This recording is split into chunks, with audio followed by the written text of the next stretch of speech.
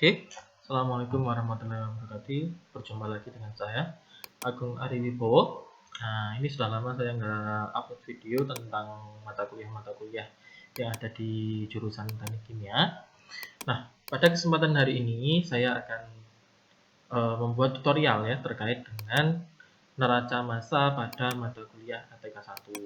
Nah, ATK 1 itu kepanjangan dari Azas Teknik Kimia 1 ya, isinya tentang neraca massa. Biasanya mata kuliah ini itu diambil oleh para mahasiswa baru di jurusan Teknik Kimia, terutama di semester 1 ini atau biasanya di semester ganjil seperti itu ya. Nah, ini kebetulan tahun ajaran baru sudah dimulai, jadi mungkin nanti beberapa video saya yang selanjutnya nanti terkait dengan neraca massa pada mata kuliah di ATK 1 ini. Oke, tanpa banyak basa-basi, sekarang kita bisa mulai aja ya. Jadi kalau kita ngomong neraca massa, itu ada kata yang namanya neraca dan massa gitu ya. Ada dua kata di sini. Ada neraca dan massa. Nah, biasanya kalau mungkin teman-teman dulu di SMA atau SMP sempat mengambil mata pelajaran akuntansi atau pembukuan ya, biasanya kalau neraca itu kan ada proses input atau yang masuk dan ada output atau yang keluar. Mungkin disebutnya ada utang piutang atau ada pemasukan pengeluaran seperti itu ya. Nah, kemudian ada lagi di sini ada kata massa. Oke. Massa ini sering salah kaprah disebut sebagai berat ya biasanya teman-teman, karena kalau beda massa dengan berat, kalau berat itu tergantung dari nilai gravitasi, kalau massa ya nilainya sama, misalkan massa manusia di sini sama di bulan, kalau 50 kg di sini, di sana juga 50 kg, cuma beratnya mungkin beda. Kalau berat kan satuannya newton ya.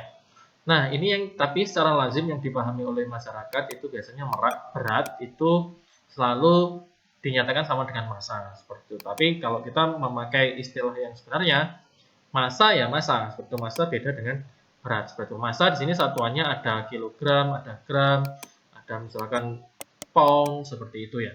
Oke. Nah, di mata kuliah ATK 1 biasanya teman-teman itu belajar neraca massa yang steady state biasanya. Steady state. Steady state ini artinya apa? Artinya tidak ada akumulasi dalam sistem. Atau nilai dari dm per dt itu sama dengan 0. Ya. Loh, apa sih yang dimaksud dengan steady state atau dm per dt? Nah, yang seperti kita tahu, kalau yang namanya proses di industri kimia itu selamanya enggak steady state. Mungkin dalam pemrosesannya itu ada unsteady. Unsteady itu artinya dia dinamis seperti itu. Dinamis berarti kemungkinan itu ada nilai akumulasi. Misalkan kita ngomong ada satu tangki yang mengisi liquid atau cairan gitu ya. Ada massa yang masuk misalkan 10 kg per jam, keluarnya 5 seperti itu. Nah, di sini kan berarti ada hold up mass ya, ada massa yang terakumulasi di dalam tangki tersebut karena masuknya 10 keluarnya 5, berarti kan masih sisa 5 di dalam tangki. Nah, itu disebut sebagai akumulasi. Tapi kalau dalam proses steady state itu artinya kalau dia masuk 10 keluarnya juga 10. Kalau dia masuk 5 keluarnya dia juga 5. Kalau dia masuk 2 keluarnya juga 2. Sehingga biasanya itu paling gampang ditulis input min output min output itu sama dengan 0. Ini dalam keadaan steady state gitu ya. Kalau dalam keadaan steady state ini biasanya paling gampang ditulis seperti ini. Oke. Steady state gitu ya. Oke, dalam keadaan steady state. Nah, itu seperti itu. Jadi, diingat tadi ya, kalau pada prinsip neraca massa steady state, itu jumlah input harus sama dengan output. Yang sama apanya? Yang sama adalah massanya. Ya, massa. Bukan volumenya, bukan apalagi flow rate-nya, ya, tapi mass rate-nya. Jadi ada laju alir massa sama laju alir yang flow ya. Kalau yang flow kan satunya biasanya liter per jam kayak gitu. Nah, karena apa sih kok bisa beda? Karena kan kalau kita ngomong flow itu kan tergantung dengan densitas ya. Karena kita tahu nilai nilai dari Rho itu sama dengan M per V. Ini. Nah, densitas itu sangat dipengaruhi oleh suhu. Dipengaruhi suhu. Sehingga ini kita tidak bisa mengatakan kalau flow rate-nya sama. Ya, yang bisa kita katakan adalah mass rate-nya yang sama. Berarti massa input ini kalau saya bisa koreksi, jadi gini, massa input itu sama dengan massa output gitu ya. Nah, seperti itu. Kalau flow rate itu belum tentu sama ya, karena tergantung dari densitasnya. Kalau densitasnya misalkan masuknya pada suhu 25, keluarnya pada suhu berapa misalkan 50, bisa jadi volumenya kan berbeda. Karena volumenya berbeda, flow rate-nya bisa berbeda walaupun masanya sama. Sehingga kita tidak bisa menjadikan si siapa tadi? Si flow rate itu sebagai basis perhitungan untuk neraca massa seperti itu. Oke, biar lebih mudah memahami, sekarang misalkan kita buat contoh simpel aja ya di sini. Kita buat contoh simpel.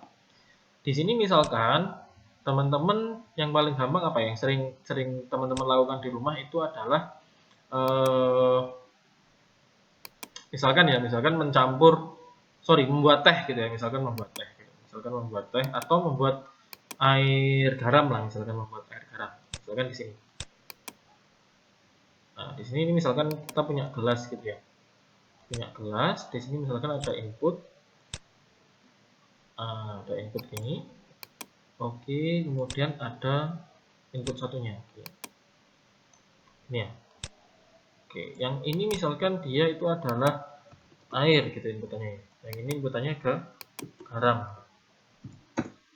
Oke, jadi kita ceritanya di sini mencampur air dengan garam sehingga menghasilkan air garam seperti itu ya. Jadi ada campuran air dengan garam. Loh, Pak, garam itu kan kalau dicampur dengan air kan jadi satu. Enggak ya, walaupun namanya solution atau campuran ya, garam di dalam air wujudnya masih garam. Cuma dia hanya terlarut di dalam air, tapi di dalamnya itu masih ada kandungan garamnya. Seperti itu. Nah, pada suatu saat itu si garam ini bisa jadi enggak larut karena sudah jenuh. Gitu ya. Misalkan saya punya air, misalkan 10 kg gitu ya. Garamnya saya punya misalkan 200 gram gitu ya. 200 gram. Ini garam. Oke. Sorry, ini 10 kg itu airnya. Airnya 10 gram, garamnya 200 gram. Ini kalau ditanya berapa konsentrasi akhir dari si garam di dalam campuran ini, nah kita harus menghitung massa total di dalamnya si garam, di dalam campuran itu berapa. Nah, misalkan contoh di sini saya berikan dia sebagai aliran A, misalkan ya. Ini aliran A, si garamnya misalkan dia aliran G, gitu ya. Nah, di sini kemudian kalau kita mau membuat campuran akhir di sini misalkan di dalam tangki ya. Dalam tangki saya berikan dia simbolnya T gitu ya misalkan. T ini. Maka berapa? Ada pertanyaan berapa